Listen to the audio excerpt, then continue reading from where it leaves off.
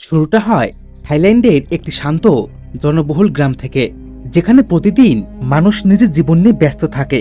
সবকিছু এখানে স্বাভাবিক ছিল, কিন্তু হঠাৎ একদিন এই গ্রামের ওপর নেমে আসে এক অজানা আতঙ্ক। গ্রামের আশেপাশে প্রতিটি ঝিলে দেখা যেতে শুরু করে অদ্ভুত ও রহস্যময় কিছু, যা একে একে গায়েব করে নিচ্ছে মানুষ, এমনকি গ্রামের সব পশুদেরকেও। কিন্তু সবচেয়ে ভয়ের বিষয় হলো এই জিনিসটা আসলে কি সেটা কেউ জানে না। একদিন এই গ্রামে শুরু হয় মুষলধারে বৃষ্টি, আর ঠিক তখনই আমরা দেখতে পাই এই লোকটাকে, যে নিজের বাড়ির কাছে থাকা ছোট্ট একটি ফার্ম হাউসে কাজ করত। কিন্তু এত বৃষ্টির মাঝেও সে বেরিয়ে পড়ে মাছ ধরতে। আসলে তার কাছে এটা একটা সাধারণ দিন, কিন্তু তার স্ত্রী তাকে থামানোর চেষ্টা করে। সে বলে, এত বৃষ্টির মাঝে ঝিলি যেও না, এমনিতেই গ্রামে অজানা আতঙ্ক বিরাজ করছে, ঝিলে অদ্ভুত কিছু দেখা যাচ্ছে। কিন্তু লোকটা এই কথাগুলোকে একদম গুরুত্ব দেয় না। সে হেসে বলে, এইসব গুজব তোমার কাছেই রাখো, আমি এইসবে ভয় পাই না। এই কথা বলেই সে ছিপটা নিয়ে বেরিয়ে পড়ে সে ঝিলের দিকে। কিন্তু সে জানতো না ওই ঝিলের ধারে তার জন্য কোন বিপদ অপেক্ষা করছিল। ওদিকে ঝিলের অন্যদিকে গ্রামেরই কয়েকজন ছেলেরা বৃষ্টির মাঝে ব্যাঙ ধরছিল। আসলে তারা এত বড় ব্যাঙ আগে কখনো দেখেনি, তাই সবাই অনেকটা মজাই ছিল। আর এখানে মুভির প্রথম টুইস্ট। হঠাৎই তাদের মধ্যে একজন ঝিলের ধারে একটি অদ্ভুত ডিম দেখতে পায়। ডিমটা বেশ বড় ছিল। সেই বিষয়টা বাকিদের জানায়, কিন্তু কেউ কিছু বুঝে উঠতে পারে না যে এই ডিমটি কিসের, আর এত বড় ডিম ঝিলের ধারে কি করে এলো। যখনই তারা ডিমটিকে স্পর্শ করতে যাবে, ঠিক তখনই ডিমটি নড়াচড়া শুরু করে দেয়। সবাই ভয় আতঙ্কে ডিমটির দিকে অবাক হয়ে দাঁড়িয়ে থাকে। অন্যদিকে সে লোকটা ঝিলে মাছ ধরছিল। এই সময় জলের নিচ থেকে কিছু একটা ঠিক তার দিকে এগিয়ে আসে। লোকটি এই বিষয় লক্ষ্য করতেই সে সামনে কিছুই দেখতে পায় না, এবং তার পরের মুহূর্তেই ঝিল থেকে একটি বড় কিছু উঠে এসে লোকটি আর বাকি ছেলেদেরকেও গায়েব করে নেয়। দৃশ্য পাল্টায়। এরপর দিন ফরেন্সিক অফিস থেকে একজন ইন্সপেক্টর তল্লাশি করতে আসে, যার নাম মিস্টার জেমস। সে তার সহকর্মীর কাছ থেকে জানতে পারে এইখানে শুধুমাত্র একটি লোককে খুঁজে পাওয়া গেছে, কিন্তু লোকটি এতটাই ভয় পেয়েছে যে সে ঠিকভাবে কথাও বলতে পারছে না। সেখানে তারা দুটি মৃত লাশকেও উদ্ধার করে। তবে অদ্ভুত ব্যাপার, ভিকটিম লাশটিকে এমনভাবে মেরেছে যে লাশটির মুখ উবড়ে নিয়েছে। এই লাশগুলো উদ্ধারের সময় একটি জাল খুঁজে পায় তারা, যেখানে এক রকমের এক তরল পদার্থ লেগেছিল। আসলে এটা সেই অদ্ভুত কিছু ছিল যে ঝিল থেকে ওদের আক্রমণ করেছিল। এই বিষয়টা ইন্সপেক্টর জেমস আর তার সঙ্গে বুঝতে না পারলেও লাশগুলোকে তারা হাসপাতালে পাঠিয়ে দেয়। দৃশ্য আবারও পাল্টায়। এবার দেখা যায় এই বাচ্চা মেয়েটাকে, যার নাম মেয়ে তার মা লিন আর তার বড় ভাই যার নাম ক্যাং এবং তার বাবার সাথে থাইল্যান্ডের ছোট একটি গ্রামে বসবাস করে। রোজকার দিনের মতো লিন আজকেও তার মেয়েকে ঘুম থেকে জাগিয়ে তোলে, কিন্তু আজকের দিনটা একটু অন্যরকম ছিল। ঘুম থেকে জেগে উঠে মেয়ে জানতে পারে যে তার বাবা নিখোঁজ। গতকাল থেকে আর তাকে খুঁজে পাওয়া যাচ্ছে না। সে দ্রুত তার ভাইকে ডেকে সব জানায় যে তার বাবা 24 ঘন্টা ধরে গায়েব। খবরটি শুনে গ্যাং প্রথমে মনে করে হয়তো তিনি কোনো বন্ধুর বাড়িতে আছেন। আসলে তিনি প্রচুর পরিমাণে মদ্যপান করতেন, যে জন্য গ্যাং আর মেয়ে বাবার খোঁজে বের হয়। কিন্তু তারা গ্রামের সবার কাছে জিজ্ঞেস করার পরেও তার বাবার কোনো হদিশ পায় না। এরই মধ্যে মেয়ে সে গ্যাংয়ের থেকে ঝিলের দিকে এগিয়ে যায়, এবং সে সামনে এগিয়ে যেতেই এমন কিছু দেখতে পায় যেটা দেখে সে থমকে দাঁড়িয়ে পড়ে। দেখা যায় ঝিলের পাশে বড় বড় পায়ের ছাপ। সাধারণভাবে এটা দেখে বোঝাই যাচ্ছিল এই পায়ের ছাপটি কোনো সাধারণ কিছু নয়, অর্থাৎ বড় কিছুর হবে। আর তার পাশে মেয়ে বড় একটি অদ্ভুত আকৃতির ডিম খুঁজে পায়, যার উপরে সেই তরল পদার্থ লেগেছিল। কিন্তু মেয়ে এসব বিষয় লক্ষ্য না করে সে ডিমটিকে সাথে করে বাড়ি ফিরে আসে। এরপর ক্যাং লিনকে জানায় যে তার স্বামীকে খুঁজে পাওয়া সম্ভব হয়নি। লিন কিছুই বুঝতে পারে না, তার মাথা কাজ করা বন্ধ করে দেয়। এর কারণ গত কয়েকদিন ধরে গ্রামে এমন সব ঘটনা ঘটছে যে লিন চিন্তায় পড়ে যায়। তবে তখনই সে লক্ষ্য করে মেয়ের হাতে একটা বড় ডিম। এটা দেখে সে আবারও থমকে যায়। লিন তাকে ডিমটি সে যেখান থেকে পেয়েছে সেখানে রেখে দিয়ে আসতে বলে, কিন্তু মেয়ে সে কোনো মতেই রাজি হয় না। সে ডিমটি সাথে করে রাগ করে বাড়ি থেকে বেরিয়ে যায়। এরপর মেয়ে ওই ঝিলের সামনে ডিমটি সাথে রেখে বসে থাকে, কিন্তু মেয়ের ধারণায় ছিল না যে তার সাথে কি হতে চলেছে। এদিকে লিন আর ক্যাং মেয়েকে আর কোথাও খুঁজে পায় না, তাই তারা মেয়েকে খোঁজ করতে বের হয়। কিন্তু যখনই লিন আর ক্যাং ঝিলের সামনে পৌঁছায়, ঠিক তখন তারা অবাক হয়ে যায়। দেখা যায় ঝিলের জলে মেয়ের জুতো ভেসে আছে। এটা দেখে তারা স্পষ্ট বুঝতে পারে মেয়ে ভয়ঙ্কর বিপদে আছে। এক মুহূর্ত দেরি না করে ক্যাং জলে নেমে মেয়েকে খোঁজ করতে থাকে। আসলে তাদের মনে হয় মেয়ে এই ঝিলে ডুবে গেছে, কিন্তু আসল কারণটা ছিল অন্য কিছু। ঠিক এ সময় যখনই ক্যাং ধীরে ধীরে ঝিলের গভীরে নামতে থাকে, তখন লিন জলের ভিতর অজানা এক ক্রিচার দেখতে পায়। লিন এসব দেখে ভয় পেয়ে যায়। সে চিৎকার করে ক্যাংকে সতর্ক বার্তা দেয়, কিন্তু ততক্ষণে অনেকটাই দেরি হয়ে যায়। দেখা যায় বিশাল এক মনস্টার ক্যাংকে আক্রমণ করে বসে। ভাগ্যক্রমে এই ভয়ঙ্কর পরিস্থিতির মাঝেও ক্যাং কোনো মতে নিজের জীবন বাঁচিয়ে সেখান থেকে পালিয়ে আসতে সক্ষম হয়। কিন্তু তারা পালিয়ে যাওয়ার সময় ভুল পথ বেছে নেয়, যেটাই তাদের সবচেয়ে বড় ভুল হয়ে দাঁড়ায়। লিন আর ক্যাং শর্টকাট রাস্তা নেওয়ার সিদ্ধান্ত নেয়। জঙ্গলের ভেতর দিয়ে তারা দৌড়ে পালাতে শুরু করে। সবার প্রথমে মনে হয়েছিল যে এই পথে হয়তো তারা দ্রুত নিরাপদে পৌঁছাতে পারবে, কিন্তু বাস্তবটা ছিল সম্পূর্ণ উল্টো। এই শর্টকাটের জন্যই অদ্ভুত সেই ভয়ঙ্কর মনস্টার এখন তাদের পিছু করতে শুরু করে। আর তার সামনে যেই পড়ে সে আর বাঁচতে পারে না, মুহূর্তের মধ্যে তাকে নির্মমভাবে হত্যা করে ফেলে। অন্যদিকে দুজন জিওগ্রাফিক্যাল রিসার্চারকে দেখা যায়, যাদের কাজে হলো প্রাকৃতিক বিষয় নিয়ে গবেষণা করা। এই গ্রামের অদ্ভুত ঘটনার খবর পেয়ে তারা বিভিন্ন জায়গায় গিয়ে তদন্ত শুরু করে, কিন্তু এত কিছু করার পরেও এই লোকগুলো সেরকম তথ্য খুঁজে পায় না। রিপোর্টে উল্লেখযোগ্য কিছু পাওয়া যায় না। এরপর হাঁটতে হাঁটতে তারা একটি খোলা জমিতে পৌঁছায়, যার পাশেই ছিল সেই রহস্যময় ঝিল। হঠাৎই দূর থেকে ভেসে আসে আতঙ্কে ভরা চিৎকারের শব্দ। আর ঠিক তখনই তারা এমন একটি ভয়ঙ্কর দৃশ্য দেখে যা তাদের সম্পূর্ণভাবে স্তব্ধ করে দেয়। দেখা যায় পরিস্থিতি এতটাই ভয়াবহ হয়ে ওঠে যে তারা যেখানে পারে সেখানেই লুকিয়ে পড়তে বাধ্য হয়। কিন্তু ক্যাংয়ের ভাগ্যটা খুবই খারাপ ছিল। সে প্রায় পালিয়ে যাচ্ছিল, ঠিক তখনই সেই ভয়ঙ্কর প্রাণী পিছন থেকে ক্যাংকে আক্রমণ করে বসে।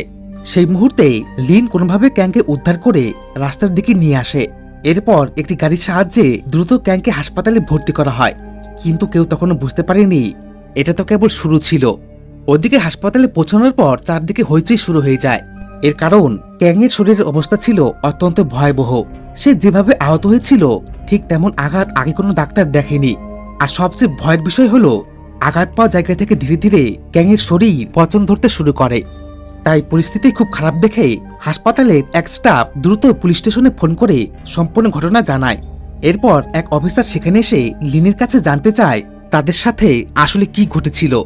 লিন তখন এক এক করে সেই পুরো ঘটনার বিস্তারিত খুলে বলে। তবে অবাক করার মতো বিষয় হলো অফিসার তার কথায় কোনো বিশ্বাস করতেই চায় না। আসলে লিনের মতে একটা সাধারণ ঝিলের ভেতর এত বিশাল আর ভয়ঙ্কর মনস্টারের অস্তিত্ব থাকা অসম্ভব।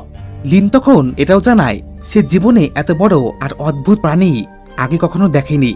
অন্যদিকে শহরে একের পর এক ভয়ঙ্কর হামলা শুরু হয়ে যায়। সবার প্রথমে শহরের বিভিন্ন পার্কে আক্রমণ হয়, আর তারপর ধীরে ধীরে সম্পূর্ণ শহরের নানান জায়গায় ছড়িয়ে পড়ে আতঙ্ক। এই ভয়াবহ পরিস্থিতির মধ্যেই ইন্সপেক্টর জেমস সেখানে পৌঁছায়। সেখানে গিয়ে তারা যা দেখে তা ছিল আরো ভয়ঙ্কর। শহরের মানুষজন এক এক করে নির্মমভাবে নিহত হয়েছে, আর ঘটনাস্থলে আগের মতোই বিশাল পায়ের ছাপ পাওয়া যায়। আর তখনই একটা বিষয় একদম পরিষ্কার হয়ে যায় যে এই মনস্টার একা নয়, তার সঙ্গে আরো কয়েকটি ভয়ঙ্কর মনস্টার রয়েছে। এরপর দৃশ্য পাল্টে যায় অন্য একটি শহরে। সেখানে একটি কাপিল গাড়ি নিয়ে ঘুরতে বেরিয়েছিল, কিন্তু দুর্ভাগ্যবশত সেই কাপিল সেই ভয়ঙ্কর মনস্টারের শিকার হয়ে যায়। ঠিক সে সময় জেমসের কাছে আরো একটি জরুরি ফোন আসে, আর তাকে জানিয়ে দেওয়া হয় আরো একটি শহরেও মনস্টারদের হামলা হয়েছে। তাই দ্রুত সেখানে গিয়ে তদন্ত করার নির্দেশ দেওয়া হয়। জেমস তার টিমকে নিয়ে সে শহরে পৌঁছাতেই আরো এক ভয়ঙ্কর দৃশ্য দেখতে পায়। সেই পুরো শহর যেন তছনছ হয়ে গেছে, চারদিকে ধ্বংসস্তূপ, আর মানুষজন পিঁপড়ের মতো মরছে। এই বিশৃঙ্খলার মাঝেই অফিসার সবাইকে নিয়ে জরুরি মিটিংয়ে বসে। আসলে পরিস্থিতি এতটাই ভয়াবহ হয়ে উঠছিল যে যত দ্রুত সম্ভব সাধারণ মানুষকে সাহায্য করা খুব প্রয়োজন, নয়তো খুব শিগগিরই সম্পূর্ণ শহর ধ্বংস হয়ে যাবে। কিন্তু তল্লাশি করতে গিয়ে তারা একটি অদ্ভুত বিষয় লক্ষ্য করে। যে শহরগুলোতে হামলা হয়েছে প্রত্যেক শহরের পাশেই ছিল একটি বড় ঝিল, আর সবচেয়ে ভয়ের বিষয় হলো সেই প্রত্যেক ঝিলের ধারে একটি রহস্যময় ডিম পাওয়া যায়। অর্থাৎ এখন বিষয়টা প্রায় পরিষ্কার ছিল, মনস্টারগুলো শহরের চারপাশে ছড়িয়ে অবস্থান করছে। তাই সবাইকে সবসময় সতর্ক থাকতে হবে। এবং এটাও স্পষ্ট হয়ে যায় সম্ভবত এই ভয়ঙ্কর প্রাণীগুলো ঝিলের গভীরেই বাস করে। তবে সবচেয়ে অদ্ভুত বিষয় হলো অন্য জায়গায় যত মানুষ মারা যাচ্ছিল মনস্টারগুলো কাউকে পুরোপুরি খেয়ে ফেলছিল না, বরং তারা মানুষের মধ্যে ভয় ছড়িয়ে দিচ্ছিল। আর এর পেছনে ছিল একটি ভয়ঙ্কর কারণ, যা সত্য আমরা জানতে পারবো গল্পের একদম শেষের দিকে। এদিকে অফিসাররা বুঝতে পারে যেহেতু গ্রামের চারপাশে অসংখ্য ঝিল রয়েছে, তাই খুব শিগগিরই আশেপাশে আরো শহরে হামলা হতে পারে। আর এই কারণেই একটি বিশেষ এক পরিকল্পনা করা হয়। ঠিক করা হয় যখনই মনস্টারগুলো ঝিল থেকে বেরিয়ে আসবে, ঠিক তখনই বিশাল জালের সাহায্যে মনস্টারগুলোকে আটক করার চেষ্টা করা হবে। এই নির্দেশ পাওয়ার পর সবাই দ্রুত নিজের কাজে লেগে পড়ে। তবে বের হওয়ার আগেই জেমসের কাছে তার মেয়ের স্কুলের একটি গার্জিয়ান কল আসে। আসলে তার মেয়ে, যার নাম প্যাম, সে অনেকটাই দুষ্টুমি স্বভাবের ছিল আর প্রায় বন্ধুদের সাথে ঝামেলায় জড়িয়ে পড়তো। তাই বাধ্য হয়ে জেমস স্কুলে যায়। সেখানে গিয়ে দেখা যায় এবারও প্যাম তার বান্ধবীদের সঙ্গে মারামারিতে জড়িয়ে পড়েছে। জেমস কোনো মতে শিক্ষকদের বুঝিয়ে সে প্যামকে নিয়ে স্কুল থেকে বেরিয়ে আসে। কিন্তু সবচেয়ে বড় ভুলটা সে তখনই করে যখন নিজের মেয়েকে বাড়িতে না রেখে সে তাকে নিজের সঙ্গেই কাজে নিয়ে যায়। ওদিকে হাসপাতালে একের পর এক আহত মানুষ ভর্তি হতে থাকে, যারা সবাই মনস্টারের আক্রমণের শিকার হয়েছিল। একসময় ক্যাংয়ের জ্ঞান ফিরে আসে, কিন্তু জ্ঞান ফেরার পর থেকেই সে অদ্ভুত সব বিজনেস দেখতে শুরু করে। সেই বিজনেসে সে দেখতে পায় মেয়ে এখনো বেঁচে আছে, সে মারা যায়নি, বরং সেই ভয়ঙ্কর প্রাণীর হাত থেকে বাঁচতে জঙ্গলে ঝোপের আড়ালে লুকিয়ে রয়েছে। আর সবচেয়ে অদ্ভুত বিষয় ছিল যে ক্যাং সেই মনস্টারের উপস্থিতি অনুভব করতে পারছিল। মানে সেই মনস্টারটা কোথায় আছে সেটা সে স্পষ্ট দেখতে পাচ্ছিল। এই বিষয়টা বুঝতে পেরেই ক্যাং দ্রুত একটি সাদা কাগজে লিখে লিনকে জানায় মনস্টারটা কোথায় আছে সে জানে। এরপর ক্যাং আর লিন হাসপাতাল থেকে পালিয়ে গিয়ে অফিসারদের সব সত্য খুলে বলে। ঠিক তখনই ক্যাং অফিসার আর বাকিদের নিয়ে সেই জায়গায় পৌঁছে যায় যেখানে সেই ভয়ঙ্কর মনস্টারটি লুকিয়েছিল। কিন্তু সেই প্রাণীটা ভেতরে ঘাপটি মেরে বসেছিল, তাই তাকে বাইরে বের করার জন্য ওই জায়গায় একটি বড় বিস্ফোরণ ঘটানো হয়। আর ঠিক তখনই সবার সামনে এক ভয়ঙ্কর দৃশ্য ভেসে ওঠে। ঘন ধোঁয়ার ভেতর থেকে ধীরে ধীরে বেরিয়ে আসে একটি বিশাল সামুদ্রিক মনস্টার। কিন্তু তাকে আটকানো মোটেও সহজ ছিল না। বের হতেই মনস্টারটি এক এক করে সবাইকে আক্রমণ শুরু করে দেয়। চারদিকে আতঙ্ক ছড়িয়ে পড়ে। আর তবুও এই বিশৃঙ্খলার মাঝে সবাই সাহস করে এগিয়ে আসে এবং কোনো মতে বিশাল জালের সাহায্যে মনস্টারটিকে আটকে ফেলতে সক্ষম হয়। তবে ঠিক তখনই একটি ভয়ঙ্কর বিষয় সবার নজরে আসে। ক্যাংয়ের শরীরে অদ্ভুত কিছু পরিবর্তন দেখা যেতে শুরু করেছে। মনস্টারটিকে যখনই আঘাত করা হচ্ছিল, ঠিক তার বদলে ক্যাং ব্যথা অনুভব করছিল, যেন তাদের দুজনের শরীর কোনো অদ্ভুতভাবে একে অপরের সাথে যুক্ত হয়ে গেছে। মনে হচ্ছিল যে তাদের ডিএনএ বদলে গেছে। এই বিষয়টা বুঝতে পেরে লিন অফিসারকে সবটা জানায়। অফিসার প্রথমে বিশ্বাস করতে না চাইলেও শেষ পর্যন্ত তাকেও সত্যিটা মানতে হয়। তাই বাধ্য হয়ে তারা মনস্টারটিকে মারতে পারে না। কিন্তু শহরের মানুষ এত সহজে তাকে ছেড়ে দিতে রাজি না। এই প্রাণীটার জন্যই অনেক মানুষ প্রাণ হারিয়েছে, অনেকে নিজেদের আপনজনকেও হারিয়েছে। তাই এখন তারা যে করে হোক মনস্টারটিকে মেরে ফেলতে চায়। লিন তখন সবাইকে বোঝায় যদি তারা মনস্টারটিকে হত্যা করে ঠিক তাহলে ক্যাংও মারা যাবে। এই কারণেই অফিসাররা মনস্টারটিকে একটি বড় গাড়ির ভিতর বন্দি করে রাখে। কিন্তু কেউ তখনও বুঝতে পারেনি খুব শিগগিরই আরো বড় এক প্রলয় শুরু হতে যাচ্ছে। অন্যদিকে ইন্সপেক্টর জেমস আর তার টিম আরেকটি ঝিলে তল্লাশি করতে পৌঁছায়, কিন্তু তারা জানতো না যে কিছুক্ষণের মধ্যেই কিছু একটা ঘটতে চলেছে। অল্প সময় পর ঠিক কয়েকজন অফিসার ঝিলের ধারে এগিয়ে যেতেই একটি বিশাল ডিম দেখতে পায়।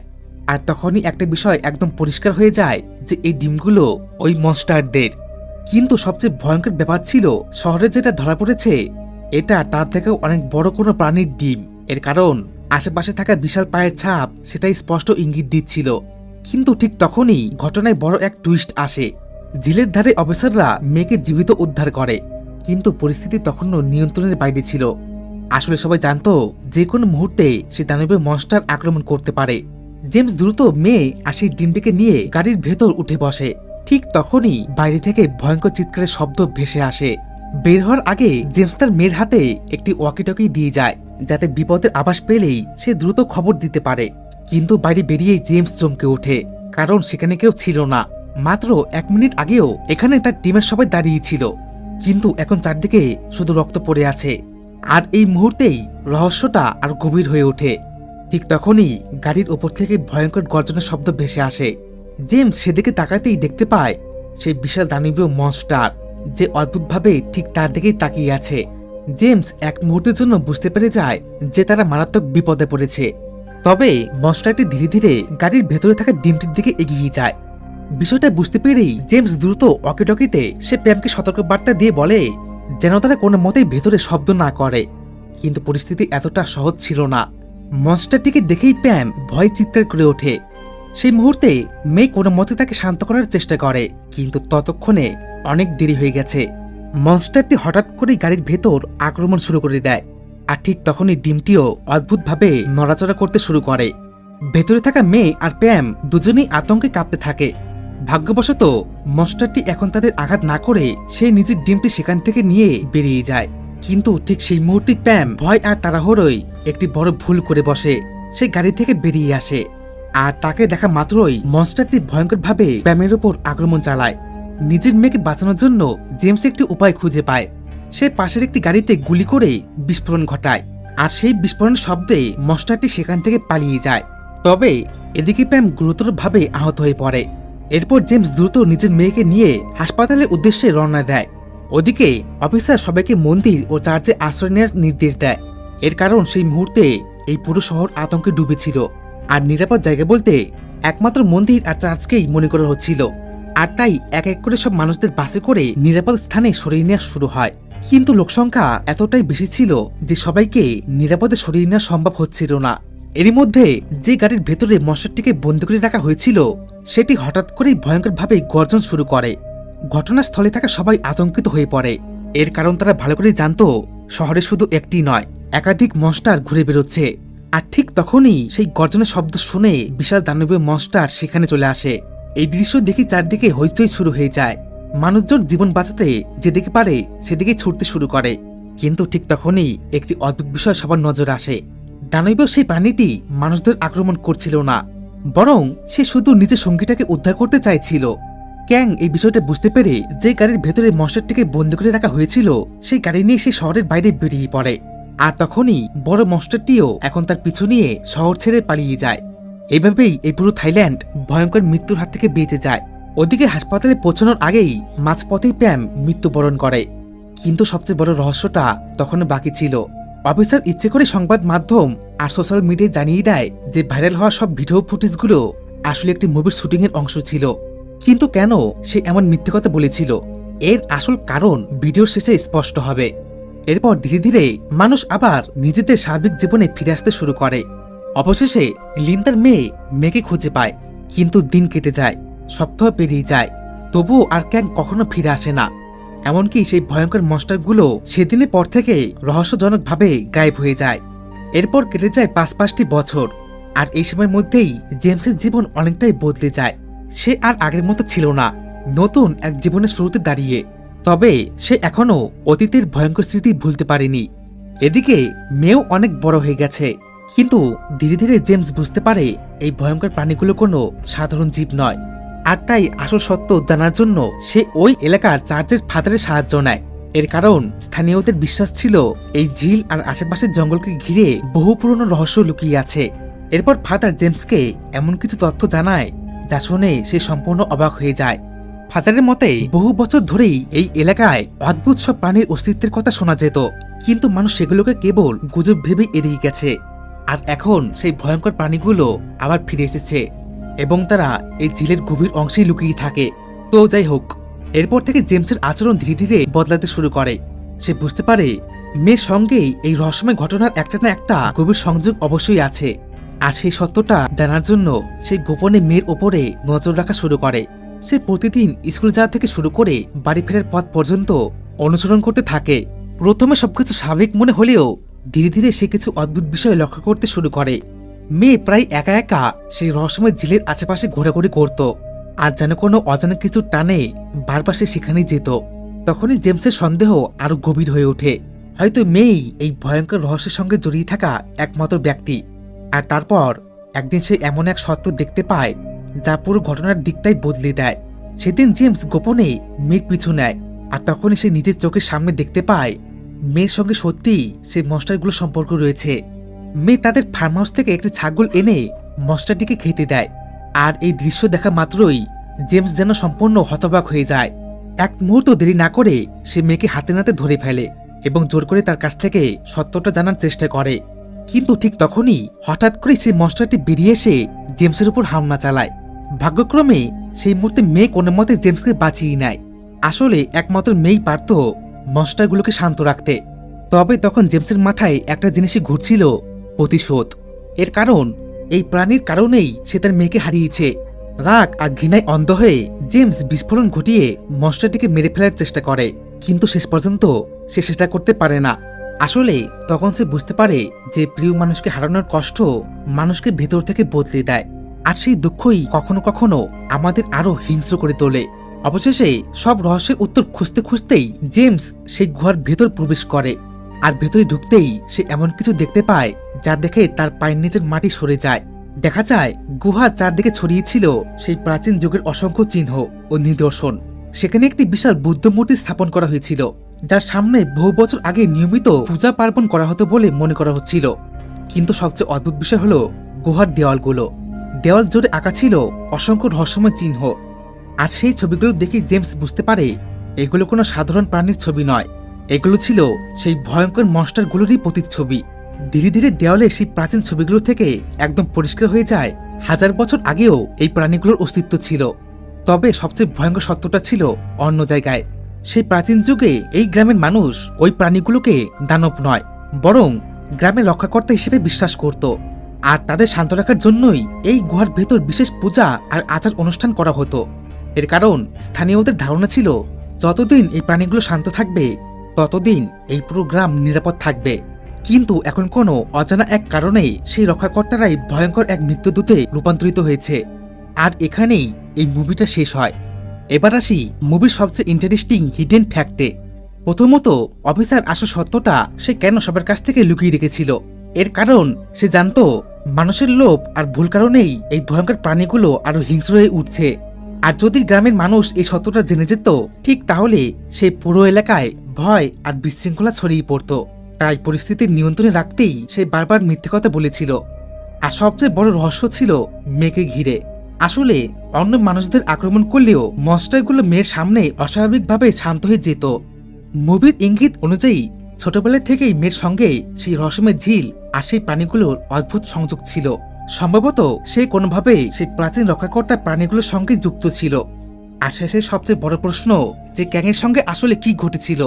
মুভির শেষের ইঙ্গিত মাফিক সেই ভয়ঙ্কর প্রাণীর আক্রমণের পর ক্যাং পুরোপুরি মারা যায়নি, বরং সে নিজেই ওই রহস্যময় প্রাণীগুলোর অংশে রূপান্তরিত হয়েছে। আর সেই কারণেই শেষ পর্যন্ত তাকে আর কখনো খুঁজে পাওয়া যায়নি। তো আশা করছি সব বুঝতে পেরেছ। এই ছিল আজকের ভিডিওটা কেমন লাগলো একটা লাইক আর কমেন্ট করে জানিও। আর এমন এক্সপ্লেনেশন দেখার জন্য সাবস্ক্রাইব করতে পারো। আর হ্যাঁ, বন্ধুদের সাথে শেয়ার করে দিও। তো দেখা হচ্ছে নেক্সট একটা ভিডিওতে। বাই।